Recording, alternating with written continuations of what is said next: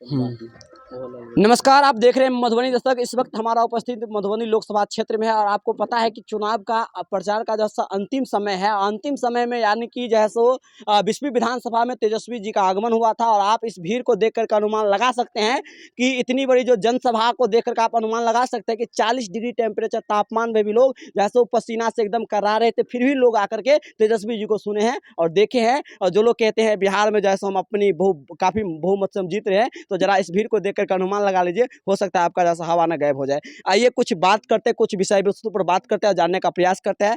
Sir, सबसे पहले दर्शक को अपना परिचय दे दीजिए। मेरा नाम मनोज कुमार यादव है, सीपीआईएम के जिला मंत्री मधुबनी। आज तेजस्वी जी यहाँ पर आए हुए थे 20वीं विधानसभा में और इतनी बड़ी भीड़ को देख करके जो है सो क्या संदेशा देना चाहते हैं आप? यह 5वां चरण का अंतिम चुनाव प्रचार था और इस बार पूरा देश, यह मधुबनी पार्लियामेंट नहीं, पूरा देश बदलाव चाह रहा है और बदलाव करने के लिए जनता का इतना बड़ा भीड़ हो रहा है। इस बार जनता ने भी ठाना है कि जो 400 पार का नारा दे रहा है उसको बीजेपी को हाफ करना है और जदयू को बिहार से साफ करना है। ये जनता का कहना, मेरा कहना नहीं। अच्छा, मतलब कि जेडीयू को साफ कर देना। जी, और बीजेपी को हाफ करना है। जिस प्रकार से अली अशरफ फातमी जी को तेजस्वी जी जैसे विजय का माला पहना दी, और माला बिल्कुल बरकरार रहेगा। जी, चूँकि तेजस्वी जी ने जनता माला पहना दिए हैं। इंडिया गठबंधन के पक्ष में इस बार जातीय जो समीकरण है वो ध्वस्त हो गया है। सभी जाति, सभी धर्म के लोग इंडिया गठबंधन को वोट करने जा रहा है। अच्छा, सभी जाति सभी धर्म के लोग इंडिया गठबंधन को वोट करने जा रहे हैं। जी। अच्छा, मधुबनी के जनता किस मुद्दा को लेकर के जैसो वोट करेगी? यह पार्लियामेंट का चुनाव हो रहा है, ये पंचायत का चुनाव नहीं है। जो मधुबनी की बात करें, पूरे देश में ही अब बदलाव है, क्योंकि मोदी जी ने नारा दिया था कि हम अगर प्रधानमंत्री बनते हैं, 2014 में नारा दिए थे कि हमारी सरकार बनेगी तो हम सभी लोगों के खाते में 15-15 लाख रुपया हम देंगे। तो 15 लाख देने के बदले 15 लाख 10 वर्षों में जेब कतर दिए मोदी जी। दूसरी बात कि उन्होंने कहा था कि 2 करोड़ नौजवान को रोजगार देंगे। 10 साल में 12 करोड़ लोगों को बेरोजगार इन्होंने बनाया है। उस महंगाई का सवाल है, तो महंगाई का सवाल, फ्री में गैस सिलेंडर बांटे थे और वह गैस सिलेंडर का दाम फ्री में बांट करके आज 1000 रुपया में मिलता है, कल तक परसों तक मिल रहा था 1200 में। आप देख रहे हैं कि जियो जो फ्री में बांटा गया था, मोदी जी का जो सौतेला जो भाई है मुकेश अंबानी और नीतीश अंबानी, ये जो सौतेला भाई है उनकी पूंजी दिन प्रतिदिन बढ़ा रहे हैं और जो 30 दिन का समय होता है, महीना होता है, आज जियो कंपनी ने 23 दिन कर दिया है। तो यह मोदी जी जो है ये 10 वर्षों में 2 भारत का निर्माण किया है, एक चमकता भारत और दूसरा तड़पता भारत। अच्छा। तो चमकता भारत का नेतृत्व एनडीए गठबंधन कर रहा है, उसका नेता मोदी जी है, और तड़पता भारत का नेतृत्व इंडिया गठबंधन पूरे देश में कर रहा है। तो हम लोग तड़पता भारत के निर्माण को मजबूत बना रहे हैं और तड़पता भारत जो 2 खाई बना है उसको पाटने के लिए इंडिया गठबंधन का सरकार बनने जा रहा है। जिस प्रकार से आप बोले हैं तड़पता भारत का एक उदाहरण दिए हैं, क्या तो तेजस्वी जी जब सत्ता में आएंगे तो तड़पता भारत को खुशहाल बनाने का कोशिश करेंगे? आपने देखा पिछले दिन कि जब तेजस्वी जी 2020 में घोषणा किए थे कि हम अगर बिहार के मुख्यमंत्री बनते हैं और महागठबंधन का जब सरकार बनेगा तो 10 लाख लोगों को हम नौकरी देंगे, तो नीतीश जी कहे थे कि अपने बाप घर से पैसा लाएगा। और जब 17 महीना में, 17 साल बनाम 17 महीना में जो काम हुआ है, जो रोजगार मिला है, तो अब नीतीश जी बोल रहे हैं कि या तो हम मुख्यमंत्री थे, हम किए हैं। तो भाई 17 साल तो आप ही मुख्यमंत्री थे, तो आपने क्यों नहीं किए? तो तेजस्वी जी जो चाहती 17 महीना में, और हम लेफ्ट के लोग, वामपंथी लोग इस सरकार के बाहर से हम लोग समर्थन कर रहे थे, और यह महागठबंधन का सरकार जो 17 महीना काम किया है वह पूरे देश देख रहा है, न कि सिर्फ बिहार देख रहा है। आपने देखे कि पूरे देश में कहीं भी जातीय जनगणना नहीं हुआ, बिहार में जातीय जनगणना हुआ है और इसका असर पूरे देश में पड़ रहा है। विपक्ष का जो नेता है राहुल जी, वे बोल रहे हैं कि पूरे देश में जातीय जनगणना होना चाहिए। तो 17 महीना में जो काम हुआ है, ऐतिहासिक काम हुआ है और यह पूरा देश देख रहा है। जिस प्रकार से जितने सीट है बिहार में 40 सीट है, जिसमें से तेजस्वी जी का जो जीत हो रही है मधुबनी लोकसभा सीट से जैसे काफ़ी मत से जैसे जीत हो रही है जाति में वोट की सर्वे के जनगणना का अनुसार, तो क्या तेजस्वी जी का पहला विकास का मुद्दा मधुबनी की तरफ होगा कि नहीं होगा? देखिए, यह मधुबनी फिर कह रहे हैं कि लोकसभा का सवाल नहीं, 40 लोकसभा सीट जी इंडिया गठबंधन जीतने जा रहा है। जी उसमें जो हम देख रहे हैं, जी जो जदयू तो साफ हो ही रहा है जी और बीजेपी भी हम्म, वह बहुत कम मार्जिन, बहुत कम जगह हुआ, माने हाफ, मानिए ना कि हाफ में वो जा रहे हैं। तो जब जीतेंगे फातमी जी और इंडिया गठबंधन का सरकार होगा, तो मधुबनी पार्लियामेंट सहित पूरे देश का विकास होगा। हम देश की बात करते हैं, हम एक पार्लियामेंट की थोड़ी बात कर रहे हैं। अच्छा, मतलब आपका भी जो है सो सोच है पूरे देश का जी, विकास। जी, कम्युनिस्ट पार्टी, जी हम लोग राष्ट्रीय पार्टी के जिला सेक्रेटरी है, हमारा जी सोच राष्ट्रीय है, जी न कि कोई एक क्षेत्र का है। अच्छा सर, जिस प्रकार से आप कह रहे हैं कि हमारा अधिक से अधिक मत से जीत हो रही है, उधर तो वो बोल रहे हैं हम 40 के 40 सीट जीत रहे हैं, तो फिर तो यहाँ पर तो थोड़ा-सा मन में सोचने वाली बात है, किसकी जीत होगी? आप भी देख रहे हैं कि जी। हमारे वर्तमान जो सांसद महोदय है, जी, उनको गाँव-गाँव में घूमने तक नहीं दिया जा रहा है। जी। तो कैसे जीतेंगे सो बताइए? और फातमी जी जहाँ भी जा रहे हैं, वहाँ जनता उनको माला पहना रहे हैं, गला लगा रहे हैं, रास्ते में रोकते हैं, उनको स्वागत कर रहे हैं। आप इसी से जीत और हार की आंकड़ा लगा न लीजिए। आप जैसे फातिमी जी का कहना है कि हम चुनाव लड़ने नहीं जीतने आए हैं, तो क्या वास्तव में जीत गए हैं? एकदम सही, वो जीत गए हैं। अच्छा, आइए सर आपका थोड़ा-सा अपना परिचय दे दीजिए आप। देखिए मेरा नाम मोहन यादव हुआ। जी, मेरा अपना चैनल भी है डीएम मोहन जी। जी, हम आपको एक जानकारी दे दें जी, आपके चैनल के माध्यम से। जी, पहले तो आप सबका शुक्रिया। जी। मधुबनी में 19 लाख हुँ, 2024 के आंकड़ा के अनुसार मधुबनी में 19,34,000 कुछ वोट है। जी, तो मैं आपको बता दूं कि 24% वोट मुसलमानों का है, जी, 10% के वोट करीब यादव का है और 10% वोट आपका क्या है, निषादों का है। तो कुल मिला के आप आंकड़ा देख लीजिए, तो 7.5-8 लाख वोट तो फातमी जी का अपना वोट बैंक है। जी, फिर अगर हम दूसरे तरफ चले तो 67 में, 71 में, 89 में, 91 में, 96 में 5 मरतबा कम्युनिस्ट पार्टी ने यहाँ हासिल की है जीत। तो कम्युनिस्ट का आधार वोट बैंक रहा है यहाँ, तो 1.5 लाख के करीब उसका आधार अपना वोट बैंक रहा है। अगर कुछ भी अगर छीजन होता है उसके वोट बैंक में, तो 50 से 75 हज़ार तो उसका अपना वोट बैंक है। तो कुल मिला के 8 लाख वोट तो फातमी जी का अपना है, वो मेहनत करे या ना करे।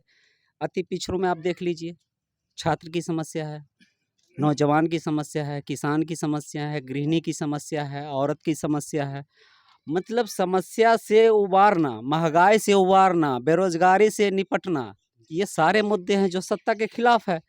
और सभी जाति में जो पढ़े लिखे तबके हैं, चाहे वो फॉरवर्ड हो, चाहे वो अति पिछड़ा हो, सबका रुझान महागठबंधन के प्रति है। देश में मोदी जी को बदलना है, जी। इसके प्रति रुझान है। तो अच्छा, मधुबनी सीट कहीं से आपको विरोधाभास में नजर आ ही नहीं रहा है। मधुबनी सीट तो ऐसी है जिसका जिसका 8 लाख वोट अपना हो, अगर हम मेहनत करें या ना करें, वो वोट तो हमको आना है। जी। तो फिर आप 19 लाख में कम से कम कितना वोट पड़ेगा आपका, 11-12 लाख, अगर आप कह 60% रहे आता हैं है तो। आप कह रहे हैं सर कि एक तरफ़ा जीत हो रही है, इसमें कोई दो मत की बात नहीं है। हम आंकड़े की बात कर रहे हैं। आंकड़े के समक्ष संदर्भ में मैं आपसे बात कर रहा हूँ। मैंने आंकड़े आपको दिया और 35% जो जी, अग्रिम जाति का वोट है, जी, फॉरवर्ड, जी, जिसमें आते हैं ब्राह्मण, भूमियार, कैस्त, जी, राजपूत, जिसका 35% मधुबनी लोकसभा में वोट है। जी, लेकिन आप सर्वे कर लीजिए, आप लोग पत्रकार है, 35% वोट में अगर 5 व्यक्ति का परिवार है, उसमें तो कोई व्यक्ति है ही नहीं। पूरे अगर ब्राह्मण गांव में जाइए जहां 1000 वोटर का आबादी है, वहां तो 100-200 वोट आपको खसता है। जी। तो उसका तो परसेंटेज वही कम है। तो अब भारतीय जनता पार्टी ये सोच रही है मधुबनी में कि वोट का ध्रुवीकरण यादव मतों में कैसे हो। यादव मत जी, जैसा कि 2014 में मिला, 2019 में उसको मिला, यही मत उनको जीत दिलाया। और इस मत में अब भी कहीं से कोई ध्रुवीकरण नहीं है, सब वोट में एकीकरण है। चाहे निषाद का वोट हो, चाहे वो आपका मुसलमान का वोट हो, चाहे अति पिछड़ा में मतलब सोच वाले का वोट हो, चाहे वो यादव का वोट हो, कहीं से कोई विखंडन नहीं है। इसलिए जीत तो अनुमानित है। कहीं न कहीं जो है सो फातिमी जी को सभी वर्ग के वोट मिल रहे हैं। हाँ, मैंने जैसे बताया जी, 10 साल जी, आपने विकास के मुद्दा पे, 14 में आपने भ्रष्टाचार के मुद्दा पे लड़ा, 2019 में आपने राष्ट्रवाद का मुद्दा छेड़ा। आपने कहा कि हमको नौकरी देना है, 2 करोड़ सरकारी नौकरी पर साल देना है, तमाम तरह की आपने सुविधाएँ दी। आपने जनधन खाता तो खुलवाया, खाता तो नील है। आपने गैस कनेक्शन तो दिया, गैस चूल्हा तो दिया। अब 1200-1500 में कौन भराता है, आप सर्वे कर लीजिए। ये तमाम मुद्दे हैं जो परेशानी छोड़ नहीं रहा है। अब आप जुमले पे सरकार नहीं बना सकते हैं जी, और पूरे हिंदुस्तान की आंकड़ा देख लीजिए। हुँ, 5वाँ, छठा, 7वीं चरण आने वाला है। जी, मोदी जी बिहार में फिर 21 तारीख को आ रहे हैं और राजभवन में उनका डेरा डंडा लग रहा है। अच्छा। ऐसा क्या कारण है? ये मोदी जी पहला ऐसा प्रधानमंत्री है जो रोड पर जो है सो आ करके रोड शो करे, बिहार में उनको रोड पाने के लिए मजबूर कर इसी दिए। बात में मैं आ रहा हूँ कि 2014 में मोदी जी प्रचार करते थे, गांधीनगर चले जाते थे अडानी जी के एयरबस से। फिर 2019 में मोदी जी आते थे, दिल्ली चले जाते थे। 2024 में मोदी जी प्रचार करने बिहार आते हैं और राजभवन में ठहरते हैं, चूँकि पूरे भारत में बिहार का राजभवन 150 एकड़ में है। हुँ, उनको अच्छा लगता है, चूँकि अब नीतीश जी और मोदी जी में बन नहीं रही है। अब उसमें क्या गुल खिला रहे हैं। और एक बात आप देखे हैं कि नीतीश जी का काटा-छेप लालू जी के परिवार पर हो रहा है और आपने इलेक्शन में देखा होगा, कितने सारे इलेक्शन का आप सर्वे कीजिए, इलेक्शन में जिस पे ज़्यादा प्रहार होती है, गालियों की बौछार होती है, वो दल जीतता है। तो नीतीश जी अब तो महागठबंधन को जिताने में लगे हुए हैं। अब ये जी मोदी जी को तो समझ में आ गया है, इसीलिए मोदी जी का प्रवास भी होता है, मोदी जी का आवास भी होता है राजभवन में। ऐसा तो कहीं प्रधानमंत्री का हुआ नहीं, लेकिन 2024 में आपको ये भी देखने को मिल रहा है। 4 जून के बाद अब तो क्या होगा, एनडीए गठबंधन में, वो तो मोदी जी को खुद पता जी, है नहीं? तो ये सारे सवालात है और सारे सवालात बिहार में अब जो चुनाव चरण आ रहे हैं, आप जो अभी तक तो शायद 19 हुए हैं, 21 सीट पे जो चुनाव होने वाले हैं, उसमें तो बीजेपी अधिकतर सीट पे चुनाव लड़ रही है। अब तो बीजेपी का खाता खुलने वाला है और खाता जो खुलने वाला है, यूपी से एक हवा चली है, राजपूत मतों का। चूँकि योगी जी को तो वहाँ कोई ज़्यादा महत्व दिया नहीं गया है और बिहार में बीजेपी के जो सीट खुलने वाले हैं, उस पे राजपूत मतों का एकाधिकार है। उसी मत से वो सीट वो जीतेंगे। राजपूत भी उनसे अब अंतर्विरोध में चल रहे हैं। तो मोदी जी क्या जिस प्रकार से अभी जो है सो देश के प्रधानमंत्री सांसद के चुनाव में प्रचार के लिए रोड पर आते हैं, क्या लगता है मुखिया के चुनाव में भी आएँगे ये? दर्शाता है कि मोदी जी जी, भारतीय जनता पार्टी चुनाव नहीं लड़ रही है, ये राजतंत्र की ओर ये हमारा भारत जा रहा है। जी, मोदी जी वोट मोदी जी के लिए मांग रहे हैं, भारतीय जनता पार्टी के लिए नहीं मांग रहे हैं। जी, और ये दर्शाते है, सूचक है भारत के लिए कि अगर मोदी जी दोबारा अगर आप सत्ता पे आते हैं, तो शायद संविधान संविधान न रह के अब भारत राजतंत्र में परिवर्तन हो जाएगा। लोकतंत्र बचाओ के बारे में आपका क्या राय है? यही तो मैं आपसे कह रहा हूँ, ये साफ सूचक है कि मोदी जी केवल कहते हैं कि आप मोदी को वोट दो, भारत में मोदी है तो गारंटी है। भारतीय जनता पार्टी की गारंटी नहीं है। यही गारंटी लोगों को समझनी चाहिए कि आपके संविधान पे खतरा है, आपको रोजगार पे खतरा है, आपको महंगाई पे खतरा है और मोदी जी भारत को एक राजतंत्र की ओर ले जा रहे हैं। मोदी जी चाहते हैं कि देश में अब टेक्नोक्रेट और ब्यूरोक्रेट हो और प्रजातंत्र डेमोक्रेसी नाम की कोई चीज़ ना हो। शायद हो सकता है कि 400 पार की बात कहते हैं। मैं आपसे कहता हूँ कि 2014 में उसको 283-82 सीट मिला था। 2019 में मोदी जी को 303 सीट मिला था। जब इतना लहर था मोदी जी का, राष्ट्रवाद का इतना लहर था, तो 303 सीट मिला था। मैंने बिहार से दे दिया, यूपी से दे दिया, बंगाल से दे दिया, दिल्ली से दे दिया, पश्चिम आपको राजस्थान से दे दिया, मध्य प्रदेश से, छत्तीसगढ़ से, गुजरात से, महाराष्ट्र से, सबसे दे दिया, तब 303 सीट आया। 400 सीट कहाँ है?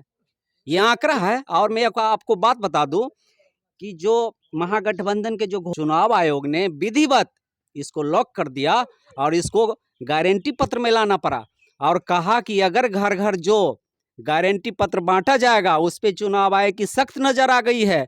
शायद उस उम्मीदवार पे एफआईआर भी हो सकता है जीतने के बाद और उसकी सदस्यता रद्द भी हो सकती है। मोदी जी का प्लान बी ये भी चल रहा है चुनाव आयोग के द्वारा। सर, आप क्षेत्रीय नेता हैं, उसके हिसाब से 2 दिन वोट का बचा हुआ है। आप युवा वोटरों को क्या मैसेज देना चाहते हैं हमें और लोकतंत्र बचाने के लिए उनसे क्या कहना हम तो चाहते हैं? ये क्या कहते अपील करेंगे? हैं, पूरे मधुबनी के लोकसभा क्षेत्र के नहीं, पूरे भारत के युवा वोटरों से कहना चाहते हैं कि आपकी एज 16 से 27 वर्ष की जो एज है, स्टैंडर्ड एज होती है, उस एज को देखते हुए आपको रोजगार चाहिए। क्योंकि भारत में अमीर बनने के सिर्फ एक ही तरीके हैं, या तो आप नौकरी कर लो या तो आप कहीं रोजगार करो, रोजगार की कहीं कोई व्यवस्था नहीं है, नौकरी की कहीं कोई वैकेंसी नहीं है। सारे हालात को देखते हुए आप अपना भविष्य तय करें, समाज का तय करें, परिवार का तय करें और सबसे आखिर में आप देश का तय करें। देश रहेगा तो हम रहेंगे। इसलिए इस बार आपको भटकना नहीं है, नफरत करने वालों को देश से हटाना है, सर, जिस तरह से कपटी कुल्टी को देश से हटाना है आपको। जिस तरह से आप बताए हैं कि लग रहा है आपके बातचीत से कि आप युवा के सपोर्टर हैं, तो आप